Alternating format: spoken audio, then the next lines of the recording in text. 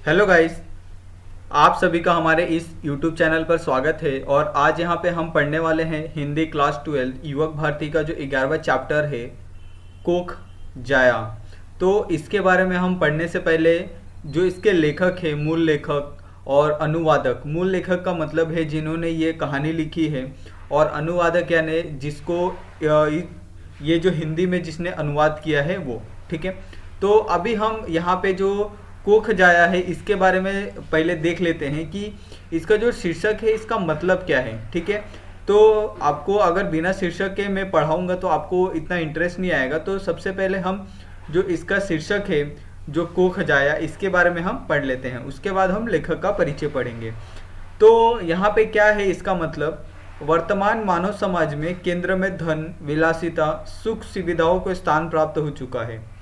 पारिवारिक व्यवस्था में भी बहुत बड़ा बदलाव आ गया है।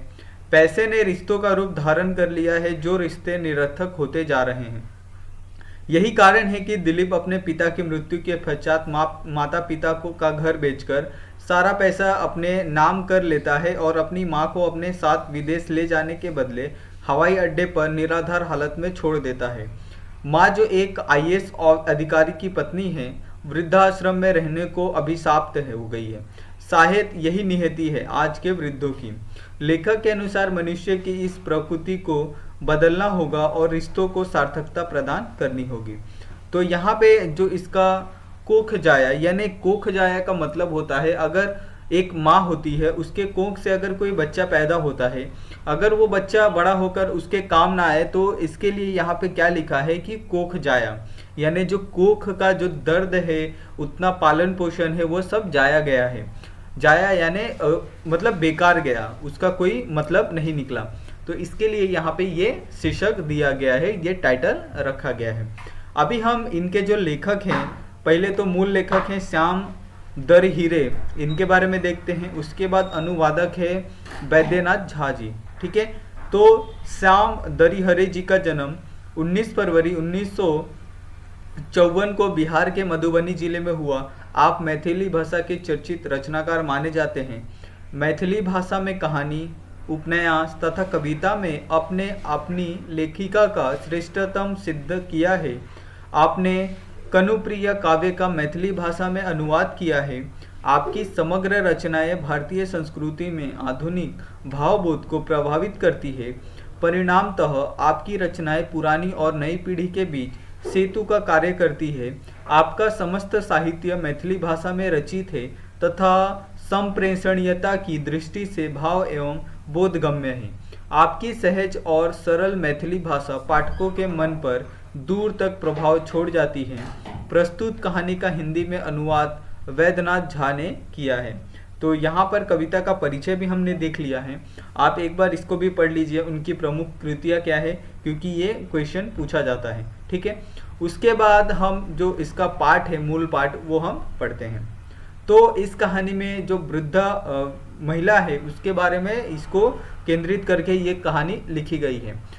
तो वृद्धा आश्रम के प्रबंधन का फोन कॉल सुनकर मैं अवाक रह गया। मौसी इस तरह अचानक संसार से चली जाएगी, इसका अनुमान नहीं था। ऑफिस से अनुमति लेकर तुरंत विदा हो गया। संग में पत्नी और 4 सहकर्मी भी थे। मन बहुत दुखी हो रहा था। ओह, भगवान भी कैसी कैसी परिस्थितियों में लोगों को डालते रहते हैं। गाड़ी में बैठे बैठे मुझे उस दिन की याद हो आई जब मैं पहली बार वृद्धा आश्रम में मौसी से मिलने आया था। पूछते पूछते जब मैं वृद्धा आश्रम पहुंचा तो दिन डूबने को था। शहर से कुछ हटकर बना वृद्धा आश्रम का साधारण सा घर देखकर आश्चर्य लगा कि भारत सरकार के पूर्व वित्त सचिव की विधवा इस विधवा आश्रम में किस प्रकार गुजारा कर रही होगी। संपूर्ण जीवन बड़ी बड़ी कोठियों बंगलों में रहने वाली मौसी अंतिम समय में शहर से दूर 10-20 अनजान बूढ़ी अनाथ महिलाओं के साथ किस प्रकार रहती होगी। ऐसी जिंदगी की तो उसने कल्पना तक नहीं की होगी, मैंने सोचा था।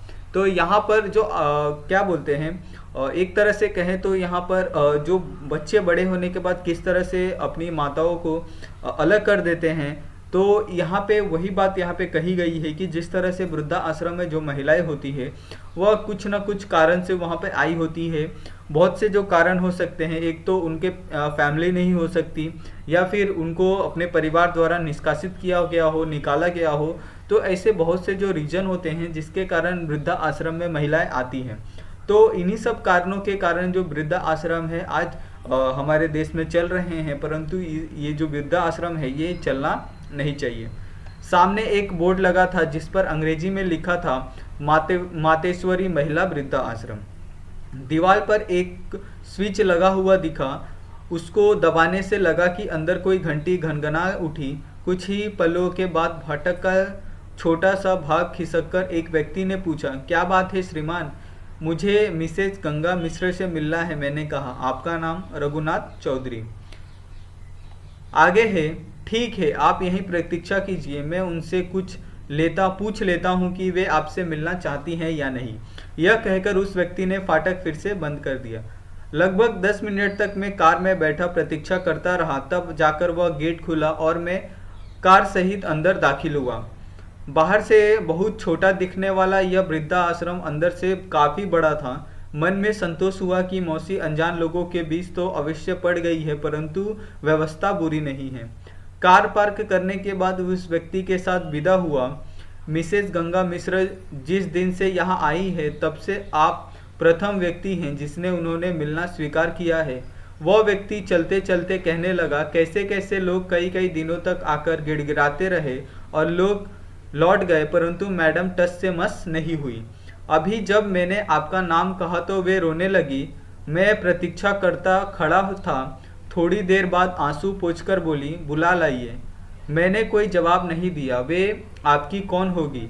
फिर उसी ने पूछा, मौसी आप लोग क्या बहुत बड़े लोग हैं? बड़े लोगों की माएँ क्या वृद्धा आश्रम में ही अपना जीवन गुजारती है? मैंने दुख से प्रति प्रश्न किया। आजकल बड़े लोग ही अपने माँ बाप को अंतिम समय में वृद्धा आश्रम भेजने लगे हैं। उनके पास समय ही नहीं होता अपने माँ बाप के लिए। वह फिर कहने लगा, गरीब घर के बूढ़े तो कष्ट और अपमान सहकर भी बच्चों के साथ ही रहने को अभिशप्त हैं। उनकी पहुंच इस तरह के वृद्धा आश्रम तक कहाँ है? मैंने फिर चुप रहना ही उचित समझा। उस व्यक्ति मुझे बाग के छोर पर अकेली बैठी एक महिला की ओर संकेत कर वापस चला गया। मैं वहां जाकर मौसी को देख अति दुखी हो गया। कुछ महीने पूर्व ही मौसी को बुलंदी पर देखकर गया था, लेकिन अभी मौसी एकदम लस्त पस्त लग रही थी। बेटे के विश्वासघात और अपनी इस दुर्दशा पर व्यथित हो गई थी। मैंने प्रणाम किया तो उसने मेरा माथा सहला दिया, लेकिन मुंह से कुछ नहीं बोली। मौसी को इस परिस्थिति में देखकर मैं सिर झुकाकर रोने लगा था। मेरी मौसी प्रतिभावना और प्रसिद्ध आईएएस अधिकारी की पत्नी थी। मौसा एक से एक बड़े पद पर रहकर भारत सरकार के वित्त सचिव के पद में रिटायर हुए थे। फिर भी मौसी को कभी अपने पति के पद और पावर का घमंड नहीं हुआ। वह सबके काम आई और आज उनका कोई नहीं है, अपना बेटा ही। जब कुछ देर तक हम दोनों रोते रहे, फिर मौसी ने ही साहस किया और मुझे ही चुप कराया। उसके बाद मौसी ने पहली बार सारी घटना मुझे विस्तार पूर्वक बतलाई। मैं किसी से नहीं मिली। तुम्हारा मौसेरा भाई मौसी का बेटा दिलीप भी मिलने और माफ़ी मांगने पहुंचा था, परंतु मैं उससे मिली ही नहीं। अब मेरा शव ही इस गेट से बाहर जाएगा। तुम्हें जब कभी समय मिले यहीं आकर मिलते रहना। कभी कभी अपनी पत्नी को भी लाना। अब जाओ, बहुत विलंब हो गया है। गाड़ी में बैठते ही रघुनाथ अतीत से पहुंच गया। मेरी माँ मिलकर 2 बहनें ही थी। मेरा कोई मामा नहीं था। मेरी माँ बड़ी थी। मेरे नाना एक खाते पीते किसान थे। उन्होंने अपनी दोनों बेटियों का विवाह कॉलेज में पढ़ते 2 विद्यार्थियों के साथ से ही कुछ साल के अंतराल पर किया था। मेरे पिताजी GBA करने के बाद अपने गांव में खेती बाड़ी संभालने लगे थे। मौसा पढ़ने में प्रतिभाशाली थे। वे अंततः IAS की प्रतियोगिता परीक्षा में सफल हो गए। मौसा जब गुजरात में जिलाधिकारी थे तो नाना का देहांत हुआ था। नानी पहले ही जा चुकी थी। नाना का श्राद्ध बहुत बड़ा हुआ था। श्राद्ध का पूरा खर्च मौसी ने ही किया था। मेरी माँ की उनसे एक नहीं सुनी थी। नानी की संपत्ति का अपना हिस्सा भी मौसी ने मेरी माँ को लिखकर सौंप दिया था। कुछ दिनों के बाद मेरे पिताजी नाना के ही गांव में आकर बस गए। अब हम लोगों का गांव नाना का ही गांव है, इसलिए मौसी के संबंध कुछ अधिक ही गाढ़ा है। मेरी पढ़ाई लिखाई में भी मौसी का ही योगदान है। मौसी का बेटा दिलीप हमसे 8 बरस छोटा था। वह अपने माँ बाप की इकलौती संतान था। वह पढ़ने में मौसी की ही तरह काफ़ी प्रतिभावान था। मैं पढ़ लिख कर नौकरी करने लगा। मौसी से भेंट मुलाकात कम हो गई। दिलीप का एडमिशन जब एम्स में हुआ तो मौसी को पोस्टिंग दिल्ली में थी। उसने मेडिकल की पढ़ाई भी पूरे ऐश और आराम के साथ की थी। आगे की पढ़ाई के लिए वह लंदन चला गया। एक बार जो वह लंदन गया तो वहीं का होकर रह गया। तो यहाँ पर आपको ये समझ गया होगा कि किस तरह से उसकी माँ ने उसके बेटे को पढ़ाने के लिए कितने सारे कष्ट किए, कितनी आराम से उसको पढ़ाया। उसके बावजूद भी जब वो लंदन चले गया पढ़ाई के लिए आगे की, तब वो वहीं का होकर रह गया। यानी उसके बाद उसने अपने भारत देश का कभी भी मुंह देखना नहीं चाहा। जब तक विवाह नहीं हुआ था तब तक तो आना जाना प्राय लगा रहता था। विवाह के पश्चात उसकी व्यवस्था बढ़ती गई तो आना जाना भी कम हो गया। मौसी भी कभी कभी लंदन आती जाती रहती थी। मौसी जब कभी अपनी ससुराल आती थी, नैहर भी अवश्य आती थी। एक बार गांव में अकाल पड़ा था। वह अकाल दूसरे वर्ष भी दोहरा गया। पूरे इलाके में हाहाकार मचा था। मौसी उन लोगों की हालत देखकर द्रवित हो गई।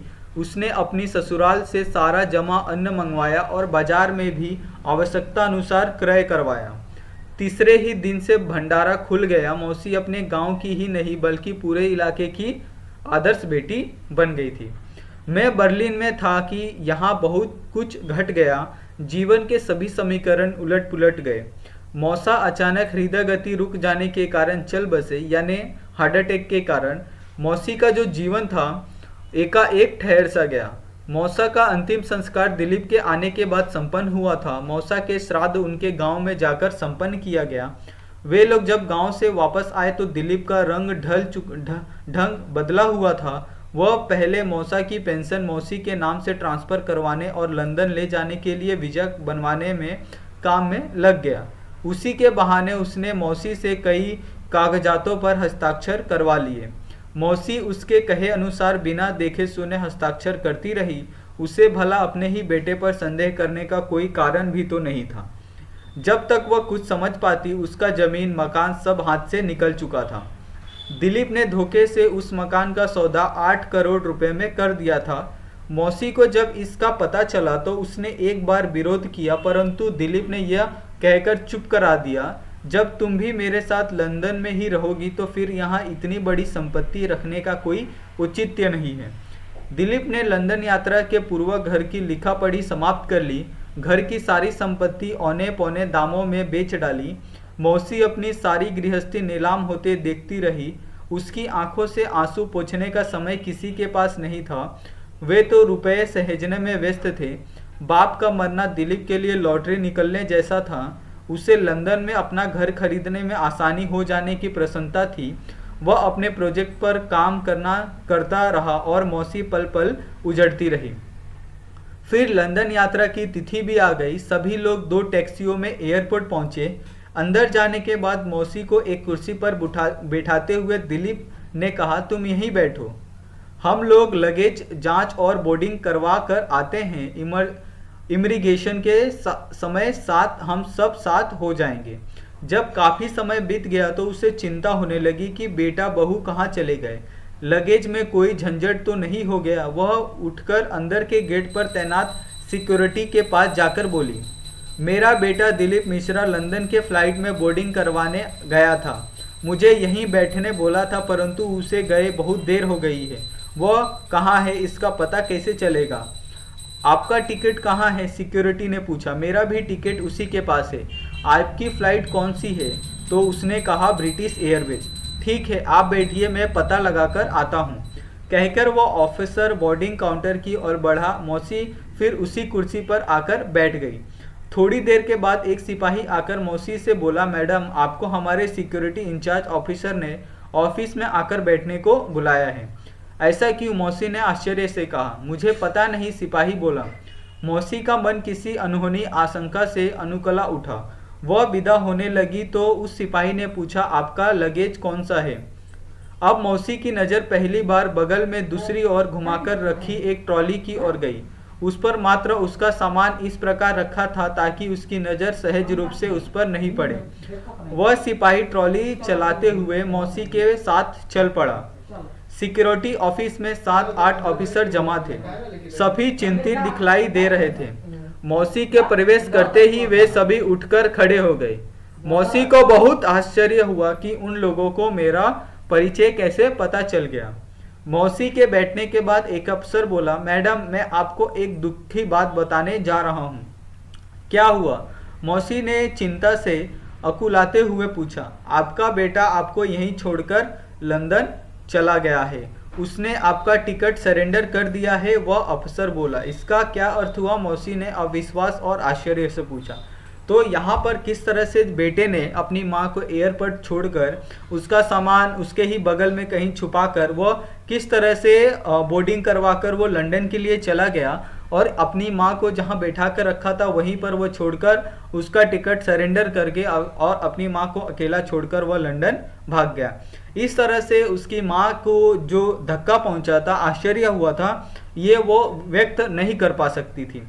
तो इसी कारण से जो आज के भी युवा हैं वह बाहर जाते हैं परंतु अपने परिवार वालों को और अपने रिश्तेदारों को वहाँ ले जाने में उनको शर्म महसूस होती है। इसी के कारण आज भी ऐसे जो युवक हैं जो अपने माता पिता के साथ संबंध नहीं रखते बाहर जाने के बाद, और इसके कारण उनके माता पिता को वृद्धा आश्रम में आगे का जीवन बिताना पड़ता है। तो ऑफिसर ने कहा, मैम, आपके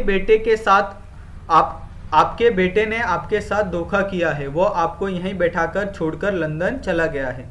लंदन के लिए ब्रिटिश एयरवेज की फ़्लाइट को उड़े आधा घंटा हो चुका है। आज अब और कोई फ़्लाइट नहीं है। आपका टिकट भी सरेंडर हो चुका है, उस अफसर ने स्पष्ट करते हुए कहा। ऐसा कैसे होगा? ऐसा करने की उसे क्या ज़रूरत थे? नहीं, आप लोगों को अवश्य कोई धोखा हुआ है। आप लोग एक बार फिर अच्छी तरह पता लगाइए। मैं भारत सरकार के पूर्व वित्त सचिव की पत्नी हूँ। आप लोग इस तरह मुझे गलत सूचना नहीं दे सकते। आप लोग फिर पता लगाइए। मेरा तो घर भी बेच दिया है मेरे बेटे ने, फिर मुझे यहाँ कैसे छोड़ सकता है? मौसी बहुत अप्रत्याशित व्यवहार करने लगी थी और हाँफने लगी थी। मौसी कुछ नहीं बोल रही थी। मौसी को चुप देख वे लोग भी चुप हो गए। थोड़ी देर बाद सभी अफसरों को सतर्क होते देख मौसी समझ गई कि आईजी साहब आ गए हैं। आईजी साहब ने आते ही हाथ जोड़कर मौसी को प्रणाम किया और बोले, मैडम, मेरा नाम अमित गर्ग है। मिश्रा सर सब जब इंडस्ट्री विभाग में थे तो मैं उनके साथ अधीन कार्य कर चुका हूँ।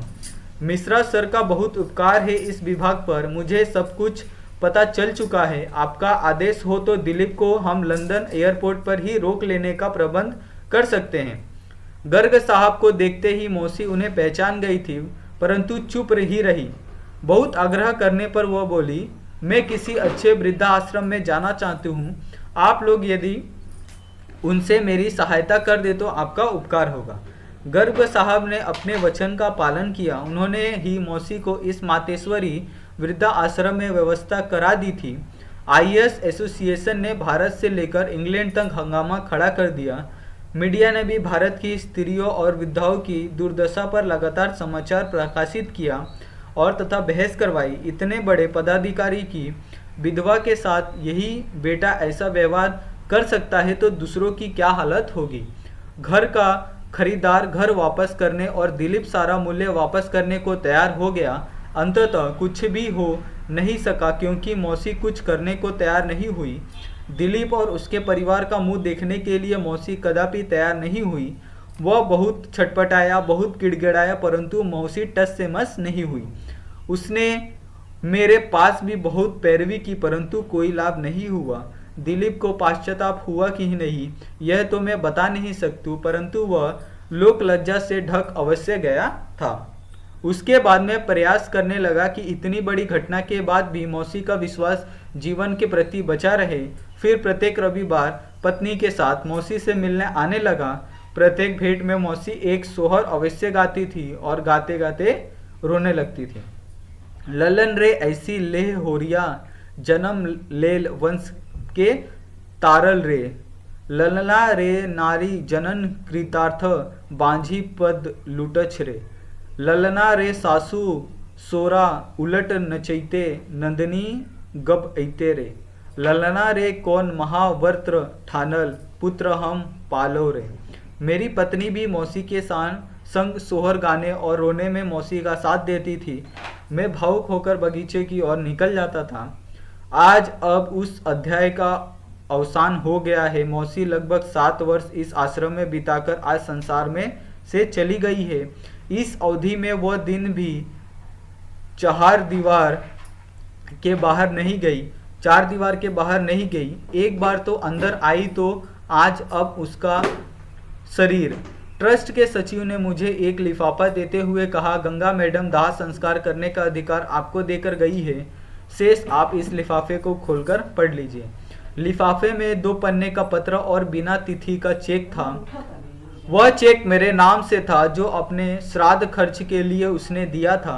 पत्र के अंत में मौसी ने लिखा था, अपनी कोख का जाया बेटा मुझे जिंदा ही मारकर विदेश भाग गया और तुमने अंत तक मेरा साथ दिया। तुम्हें देखकर सदा मेरा विश्वास जीवित रहा कि सभी संतानें एक जैसी नहीं होती। इसी विश्वास के सहारे इस संसार में जा रही हूँ कि जब तक एक भी सपुत्र संसार में रहेगा तब तक माए 1000 कष्ट सहकर भी संतान को जन्म देती रहेगी और संसार चलता रहेगा। इसका श्रेय माँ और सपूत दोनों को है। तुम्हारे जैसा पुत्र भगवान सबको दे। इन पंक्ति को पढ़कर मैं अपने को ही अधिक नहीं रोक सका। मैं जोर जोर से रोने लगा। मेरी पत्नी भी फूट फूट कर रोने लगी। वह रोते रोते गाने भी लगी, ललना रे एही लेल होइए, जन्म लेल वंश के तारल रे। तो इस कहानी से आपको ये सीखने को मिलता है कि किस तरह से एक सगा लड़का अपनी माँ को एयरपोर्ट पर छोड़कर भाग गया और किस तरह से एक दूसरे के बेटे ने उसकी देखभाल की, उससे रोज मिलने आता था। तो इस तरह से वह कहती है कि आज भी जो माएँ हैं ये सोचकर अपने पुत्र को जन्म देती है कि वो कहीं ना कहीं किसी के लिए अच्छा होगा, वो मेरे लिए नहीं तो किसी और के लिए अच्छा बने। परंतु वो कभी अपने माँ बाप के साथ इस प्रकार का व्यवहार ना करे। वो दिलीप को देखकर उसे ऐसा प्रतीत होता था कि वैसा कि जो बेटा दिलीप ने उसके साथ किया था वो आगे कोई भी अपने माँ के साथ ना करे। और जिस तरह से उसके क्या बोलते हैं उसके साथ जो मौसी के साथ जो आया था मिलने के लिए, वो किस तरह से उनके साथ रहा, किस तरह से उनका दुख दर्द में साथ दिया। तो इस तरह से उन्हें लगता है कि ऐसे बेटों की ज़रूरत आज भी माँओं को है। इसीलिए आज भी माएँ क्या है, अपने बेटों को जन्म दे रही हैं। तो इस पंक्ति से यही हमें पता चलता है कि आज भी हमारे देश में ऐसे बहुत से लोग हैं और ऐसी बहुत सी जो महिलाएं हैं आज भी वृद्धा आश्रम में रहने के लिए मजबूर है। तो इन सब महिलाओं के जो कष्ट हैं, जो उनकी प्रॉब्लम है, इन्हें भारत सरकार को सुलझाना चाहिए और उनकी मदद करनी चाहिए। तो ये आज का जो पार्ट है ये खासकर जो वृद्धा महिलाएं हैं और जो स्पेशली जो आज के युवक हैं, जो युवतियां हैं, उनके लिए है कि किस तरह से जो उनकी कोख है वह जाया ना जाए, इसका उन्हें खुद ही संस्कार और उनका पालन पोषण उसी के हिसाब से करना होगा। तो अगर आप सभी को ये जो कहानी है अगर पसंद आई हो तो हमारे चैनल को सब्सक्राइब करें और साथ में ही अपने दोस्तों को भी शेयर करें। और आप सभी का ये वीडियो देखने के लिए बहुत बहुत धन्यवाद। मिलते हैं नेक्स्ट वीडियो में।